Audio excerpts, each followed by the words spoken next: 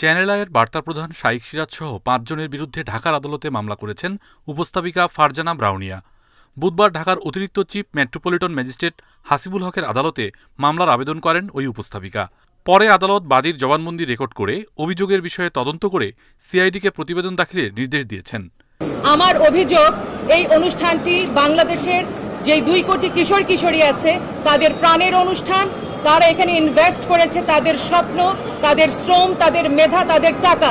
এই অনুষ্ঠানটি বিনা বাক্যে, যা ফরিদুর রেজা সাগরও বলেছেন, বন্ধ করে দেবার অধিকার কোনো মিডিয়ার নেই। সুতরাং আমার দাবি, অনুষ্ঠানটি আবারও শুরু হবে একই চ্যানেলে এবং অন্যান্য চ্যানেলও যদি আমাদের সহযোগিতা করে।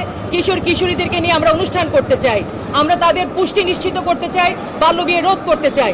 দ্বিতীয়ত, সেই সঙ্গে সঙ্গে একজন মিডিয়া কর্মীকে যদি বিনা বাক্য ব্যয়ে, কথোপকথন ছাড়া হঠাৎ করে তার বেতন বন্ধ করে দেওয়া হয়, তাহলে তার রুটি রুচিতে আঘাত পড়ে। বাদীর আইনজীবী জানান, ২০১৮ সালে কোটা সংস্কার আন্দোলনের সময় চ্যানেল আইয়ে প্রচারিত স্বর্ণকিশোরী অনুষ্ঠানটি কোনো নোটিশ ছাড়াই বন্ধ করে দেয়। সেই সঙ্গে অনুষ্ঠানটির উপস্থাপিকার বেতনও বন্ধ করে দেন। বাদী কয়েকবার বিষয়টি চ্যানেল আইকে জানালে তাকে জানানো হয় তার পাওনা অর্থ পরিশোধ করা হবে। পরে পাওনা টাকা চাইলে কয়েকজন বাদীর পথ আটকে চাঁদা দাবি করেন এবং জীবননাশের হুমকি দেন।